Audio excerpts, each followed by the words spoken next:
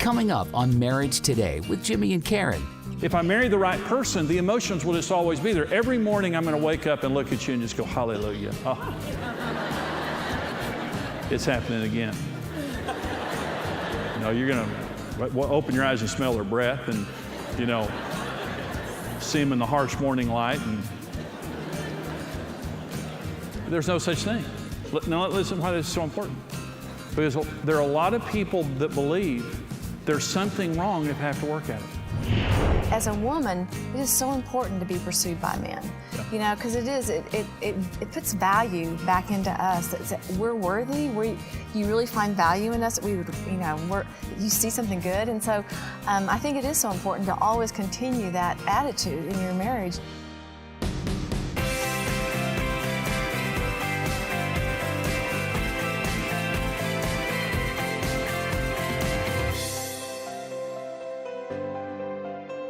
One of the most important things that we understand related to marriage is there are laws. And a lot of times people are fearful of marriage because they don't understand that there are laws associated with it. Now, I'm a pilot. I'm a licensed pilot. I got my pilot's license last year. My family will not fly with me yet. I mean, let me give that disclaimer. But there are laws related to aerodynamics. And so I'm not afraid to fly as long as I'm respecting the laws, because there are laws. Planes don't just fall out of the air. Is that, you know, when there's a plane that crashes or something that happens wrong, it just didn't happen, you know, just by chance. It's something violated the laws of aerodynamics for that to happen. I say, when you don't understand the laws of marriage, it's a really scary thing. And it was for Karen and me. We got married at 19 years old. We didn't have any pre-marriage preparation before we got married, and so we didn't know. And honestly, I just thought you're either lucky enough to marry the right person or you're unlucky and you marry the wrong person. And honestly, I loved Karen. I was very attracted to her, but I thought I married the wrong person after a few years of marriage, and she did too, because it just wasn't working. We didn't know. No one ever told us. We were violating every law of marriage.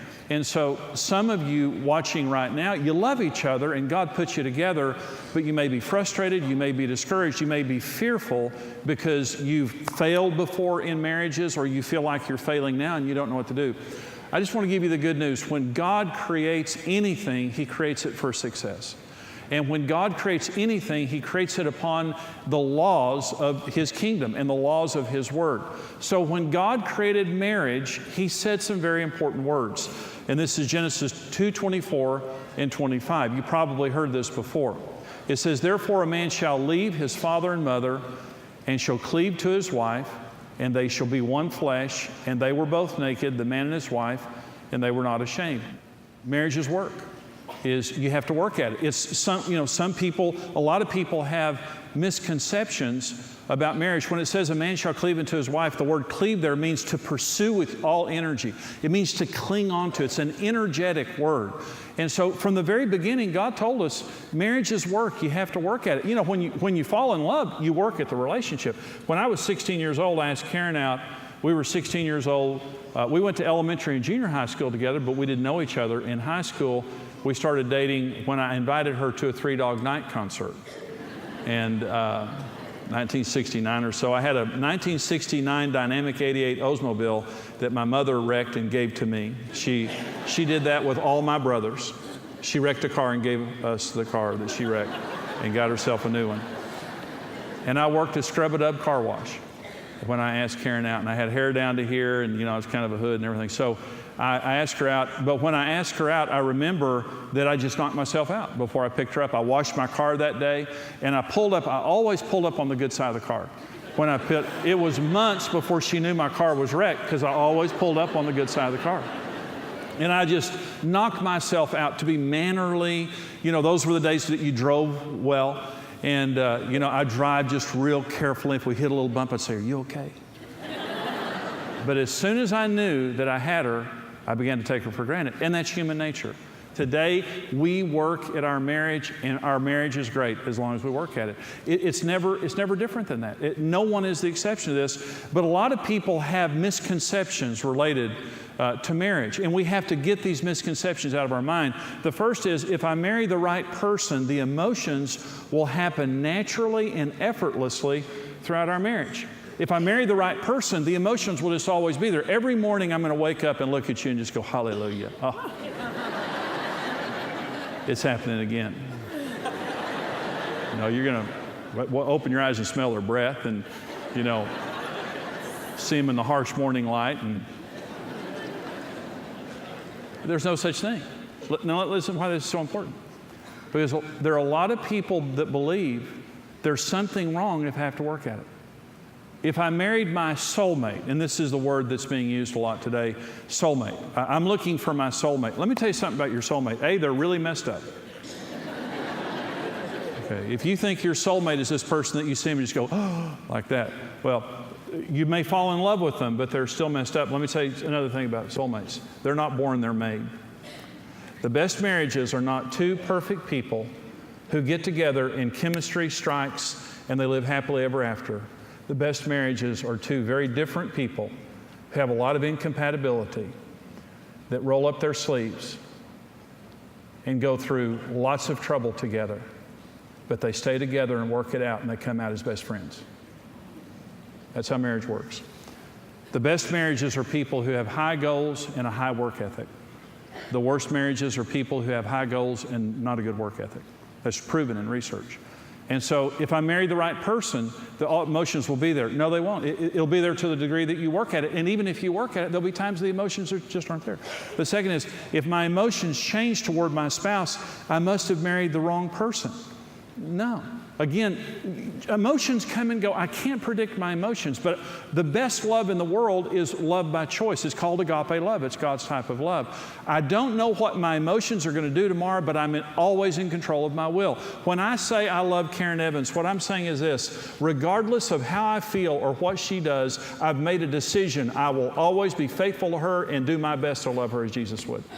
That's what I'm saying. I've made a decision. I can't depend on emotions. The most beautiful people in the world, the most talented people in the world, you notice they fall in love, they divorce. They fall in love, they divorce. Why? Because they think if my feelings change, I've got to change spouses. There's something wrong with this. No, if your feelings change, you just work. There's the grass is greener syndrome, you know. It's when the grass looks greener on the other side. And that's what the devil wants to do, whether it's someone across the street or somebody at work or someone real or imagined. You know, the grass always looks greener on the other side. And there's two sayings that I like. One is, when the grass looks greener on the other side, it's time to water your own yard. And here's another good one. The reason the grass looks greener on the other side is because you can't see the poop from here.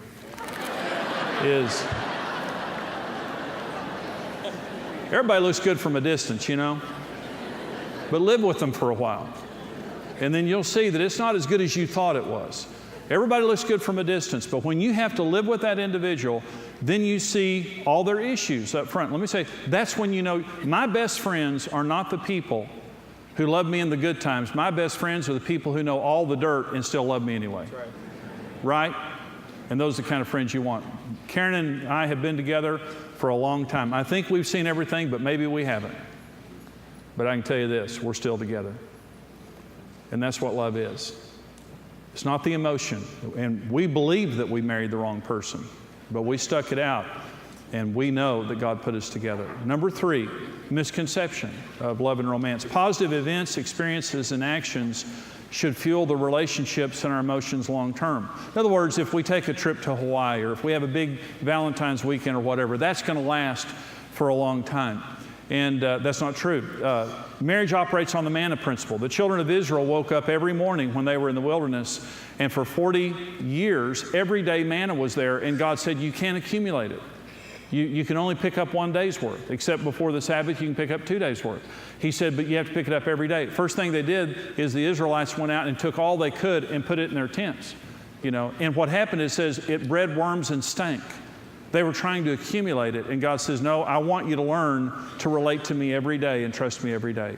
A relationship with Jesus is an everyday thing, not an every month thing or an every year thing. Love is a perishable commodity. Yesterday's love is worthless. It has to be renewed every single day. It doesn't matter what your emotions were a year ago. I'm telling you, I've been a Christian for 40 years, and I'm going to tell you right now, if I go 3 or 4 days without praying and reading the Bible, it changes. I mean, God doesn't change, but it changes me. I've got to have a daily relationship with God. The love and the passion that I have for God, it has to be something that's expressed daily, not monthly, not annually. Same is true with Karen. Marriage is a daily thing that we need to love each other every day. Now, men are the worst. Women kind of get that, but men are the worst related to this because men think in terms of points. You know, how many points do I have in the bank? And I'm in trouble, so how can I accumulate some big points in a hurry to get out of trouble? And men and points. So here are how men kind of think about points. Here are the big points for men. Date, that's good points. Flowers, always a winner. Card, jewelry's big. Housework, trip, giving up a sporting event, taking care of the kids, going shopping with her. The ultimate now is going to a girl movie where there's no killing. And that's the ultimate, like that. You know you're in love when you're willing to do that. I went to see The Horse Whisperer with Karen, and I just thought I was going to die. I really did. But some men say that point system. Yeah, great. Okay, here's the way it works. So you take her on a trip, you do something big for her, and you're thinking, man, that was big, that cost a lot of money, that's going to last for a long time. All points evaporate at midnight, every night.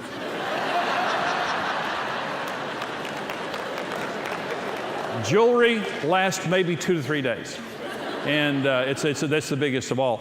And you're just thinking, man, I am Don Juan. I took her out on this big date. I did this and this and this. And boy, do I have some big points. And so you wake up the next morning, she's just kind of hanging over your bed. You're saying, hey, good morning. Hello. Well, honey, good morning. I mean, what about our trip to Hawaii? What? Get up. Get up. You're just thinking, my gosh, I did all that yesterday. That was yesterday. What are you going to do today? It's an everyday. They don't accumulate. I'm just telling you right now, marriage is an everyday deal. It doesn't matter what you did yesterday. What are you going to do today? Every single day. And again, we have the tendency to want to accumulate points so that we can, ride those for 2 or 3 months while we're out checked out doing something else. Marriage is an everyday thing. And here's another misconception. When we have no emotions or have fallen out of love, there is no way to get the love back. Well, all there is. In Revelation chapter 3, God says to the church at Ephesus that has fallen out of love with Him, remember where you fell from, repent, and do the deeds you did at first. When Karen and I fell out of love, the way we fell back in love was very simple. We didn't have any emotions. We didn't like each other. We thought that we had made a mistake, and we were both very scarred in our marriage. But we began to do what we did when we first fell in love. We began to pursue each other. First of all, I told her I was sorry. I hung up my golf clubs. We made each other first. We began to be together and work at the relationship. Let me say this. Within several weeks, we were more in love than we'd ever been before. It didn't take forever. Some people say they're out of love. I understand. We had no emotion in our relationship except for negative emotion. Several weeks later, we were passionate about each other. Now listen to me. When you start violating the laws of marriage, the devil always comes in to tell you that you made a mistake and the only answer is to divorce and all that. All you have to do is put each other first and start working on it. And you'll get the love back. I hope you enjoyed that teaching. That is a really important teaching about marriage. That comes from my full seminar called Marriage on the Rock. It is a 10-part seminar. We want to get it to you along with the book, but first of all, for your gift of any amount right now, to support the mission and the ministry of Marriage Today. We go all over the world helping people succeed in marriage, helping marriages to stay together and solve problems, and helping little children to stay together with their parents. It's one of the most important things that we do as a ministry. When you support us here at Marriage Today, we're going to bless you. We're going to send you for your gift of any amount this teaching called The Most Important Issue in Marriage. And it is. It's the most important teaching you will ever hear when you send a gift of any amount here to support the ministry and mission of Marriage Today, which is so critical in the day that we live in. For your gift of $50 or more, we'll send you the full 10-part audio series of Marriage on the Rock. It's a full CD series along with a book, Marriage on the Rock. But for your gift of $110, we'll send you the DVD series. Full 10-part DVD series, part of what you saw today, but the full series along with the Marriage on the Rock book, and as a bonus, Happy, Happy Love. That's our romance book. That gives you date night tips and just how to keep the love alive in your marriage every single day. We want to get these important resources into your hands, and here's how you can get them. Marriage on the Rock, the best-selling book and series, is the essential resource to having the marriage of your dreams. Through this power-packed series, marriage expert Jimmy Evans will show you how to deal with real-life challenges and offer easy-to-understand solutions that will transform your relationship. Jimmy will address all the major issues a couple will encounter, like communication, finances, sex, kids, his and her needs, blended families, and much more. For your gift of any amount, you'll receive the CD single, The Most Important Issue in Marriage. For your gift of $50 or more, we'll send you the Marriage on the Rock book and CD series. For your gift of $110 or more, you'll receive the book and DVD series, plus the Passion Reigniting Happy, Happy Love book. Discover God's design for your dream marriage. Whether you've been married for years or just preparing for the journey, experience Marriage on the Rock today.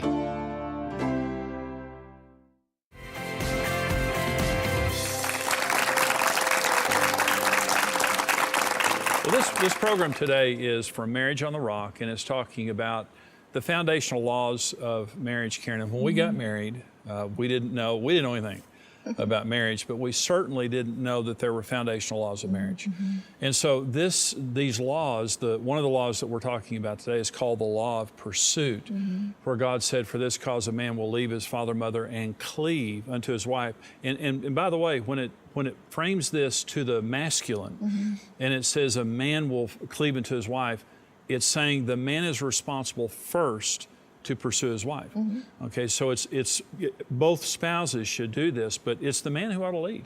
Women love their husbands to be the initiator of the well-being of the relationship. And so I was lazy. I mean, we got married and I was lazy, and it affected our relationship. Well, but I think too, you had a strong personality, so I think it was easy for you to pursue me, and I think you did want me. I mean, it's like, I'm going to get her no matter what.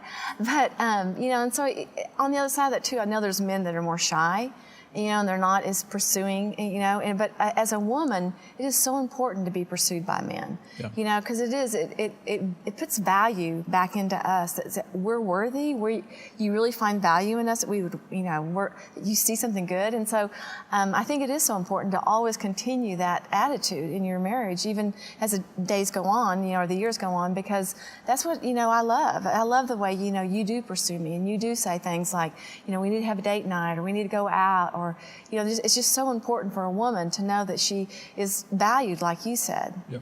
Well, the thing that we need to understand, and it's talking about romance. In fact, we have a question from one of our viewers on romance.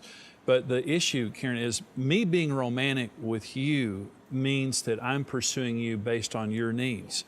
And a part of our Marriage on the Rock seminar that we do in the book and everything, it talks about the different needs of men and women. But you have different needs than me. So one of my greatest needs is sex, but one of yours is communication and soft, non-sexual affection. So a man can say, I'm pursuing my wife, but you could be pursuing her to get your own needs met, and she's just saying, hey, buddy, just back off a little bit. There's more to the package. There's more to the package than that. And women feel objectified. They feel like that they're not being loved for their whole being. And men the same way. When a wife is pursuing her husband, he needs respect, he needs sex, he needs friendship. It's just a different thing. So, but the main thing is to understand it's a law. It's not a principle, it's a law. And you see people, and I'm just going to say visible people like movie stars and things like that, and I feel sorry for them. We're no better than they are. But you see these movie stars who get married, passionate marriage, and they just get married. It's so phenomenal, and they get on TV and they talk about it, then they divorce. And then they get the next one. Well, listen, what's wrong with that relationship? And it is, they think the chemistry is supposed to make it work. You have to have a work ethic in your relationship, and to the degree that you work at your relationship. We've been married 39 years. And we have a wonderful marriage because we work at it, okay? All the time. But the minute you stop working at it, you're going to begin to experience problems. I agree. Okay, now you have a question, I think. I do.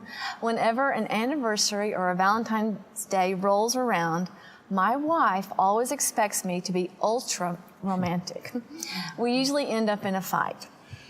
Your wife needs romance. And romance to her is not just really, it shouldn't happen on anniversaries and Valentine's Day. It should happen every single day. But he's saying she wants me to be ultra romantic. Now, probably for him, that just means, you know, taking a shower. I don't know what it means, but perfume on. He doesn't sound like he's really into it. So romance keeps the skills of the relationship alive. And when you're not romantic, it means that you're no longer pursuing each other, you're no longer communicating with each other, you're no longer trying to please your spouse. And at the bedrock of every great marriage is, I'm trying to please you. I mean, if I'm not trying to please you, who am I trying to please? And a lot of times what we're doing is we're pleasing ourselves and we're wondering why the marriage is going south. And so I'm saying to Grant is, you be romantic every day. And romance means meeting your spouse's needs before you're told to. That's what's romantic. It means being creative. My uncle, I tell a story about my uncle.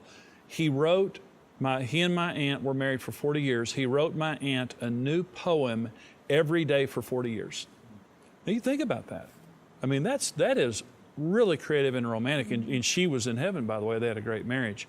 And so we're going to go to another segment in our program here in just a minute, and we're going to close. Now, let me say, your marriage can work, and we hope that this program has been an encouragement to you. You know, regardless of where you are, Karen and I were on the brink of divorce. That's what I was talking about in the teaching there. And today we have a great marriage, and we've had it for a long time because we work at it, because we put each other first. And so no one is the exception to that. And so if you're struggling today, if you're hopeless today, hey, listen, as long as there's a God in heaven who loves you, and there is a God in heaven and he loves you, there's hope for your marriage and there's hope for your relationship. So we want you to know that. Now we're going to be back in just a minute. We have a special group of people who help us here at Marriage Today. In fact, they're really the backbone of the ministry, and they're called Rock Solid Partners.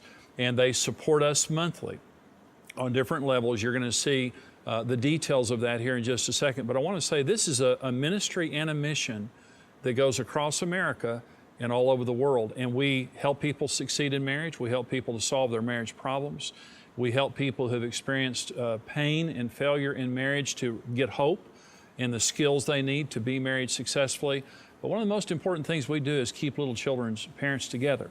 When a couple stays together, that means that children stay together with their parents, and their lives are better and their lives are different because of that. And we can't do that without the financial support of our partners. Our rock solid partners are just a precious and important part of our ministry here. And Karen and I are asking you to stand with us financially and to become a rock solid partner. When you do that, you get a very important resource, and here's more about how you can stand with us. When you stand with Marriage Today, your individual effort multiplies with other like-minded partners, and together we can rebuild the dream of marriage for couples around the world. Being a rock-solid partner with Marriage Today grants you immediate access to an exclusive library of the ministry's resources and intimately connects you with our mission of helping couples succeed in marriage. That's really why we became Rock Solid Partners, just because there was so much available to help us to help other marriages heal the way that we have. That's why we're tied into the ministry. We want to be able to bless and give so they can keep doing what they're doing. You're guaranteed if you listen to any of the resources, you read the resources, you come to a conference, you will be changed. Everyone has something to give, and there are millions of unreached couples who desperately need the marriage-strengthening resources of Marriage Today. That's why we need you to join us. Become a rock-solid partner with the ministry and mission of Marriage Today.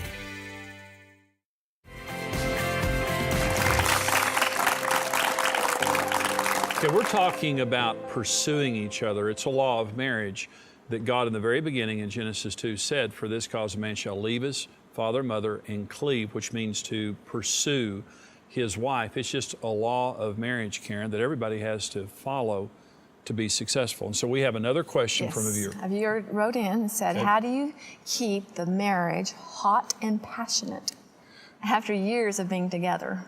and that's Maggie in Ohio. You know, one of the things that people really want, and you can't blame them, is passion. It's a word that we use here in our ministry, you know, in marriage seminars and our program and things. And anytime you talk about passion, people say, I want that. No one wants a boring, dull marriage. But let's talk about disciplines and traditions. It's not what you can make happen, it's what you can keep happening. That's the issue. You can make almost anything happen. I could do a backflip once. I just couldn't keep doing it, okay? So you can, you know, you can goo-goo over each other and you can do all kinds of things to get a relationship kick-started, but can you keep it happening? Well, you can if your disciplines and traditions are right. So every week you have a date night. Okay, this is one of the most important things that couples do. Don't get lazy. Don't stop going out with each other. Don't stop, you know, dressing up and smelling good and going out and finding something fun to do. The other thing would be, Karen, is like going on a day or two trip every month or two. Get someone to take care of the kids. We used to go to the cheap, crummy hotels 30 miles away, and we had a terrific time because we were broke, but we were with each other. But we did it regularly. In fact, sometimes, Karen, we would be in a really busy time in our lives, but we put it on our schedule before anything else, and we knew, listen, we've got another busy couple of weeks taking care of kids, doing all that, but we're going to be together for this weekend in 2 weeks. It's disciplines and traditions, walking together. We used to wake up in the mornings when our kids were little, old enough to stay together in the morning, stay alone in the mornings, but we used to go walking every morning. And we used to talk and pray, and it was one of the bedrocks of our relationship. And I think if the couples listen to each other, you know, like, you know, during the week before you're going to have a date night or whatever, you know, start paying attention to what your spouse likes, doesn't like, and listen. And notice the things that they really are important to them. You know, like I know you love golf, and so I think back on how many times, you know, it was just so, to me, it was exciting to plan something special around golf for you. Whether it was like, okay, I'm going to go sit in the golf cart and you're going to golf. You know, we did this on vacation this year, and you loved me just being with you. And but it was, you know, and it's a passionate thing. It's something you start and then it continues on because you're thinking of each other. If I love it and you act like it's important enough for us to do it together, then that builds the passion too. That's what marriage is. Yeah. You fall in love having fun together and pursuing each other. That's how you stay in love. It just never changes, and it doesn't matter who you're married to. It's always the same. I'm sorry that we're out of time, but we are. But we're going to be back here again next time for more marriage information to bless you. We'll see you then. Bye-bye.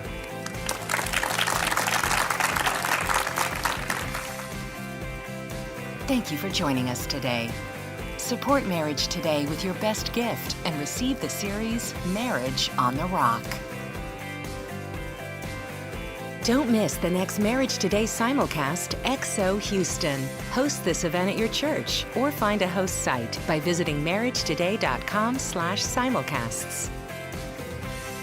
Start a path to emotional health and healing with daily videos, devotionals, and personal challenges from Jimmy Evans. Available now at 21dayjourney.com.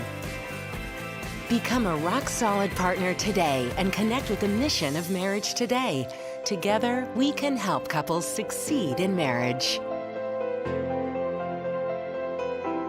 This program is made possible by the generous support of our faithful partners.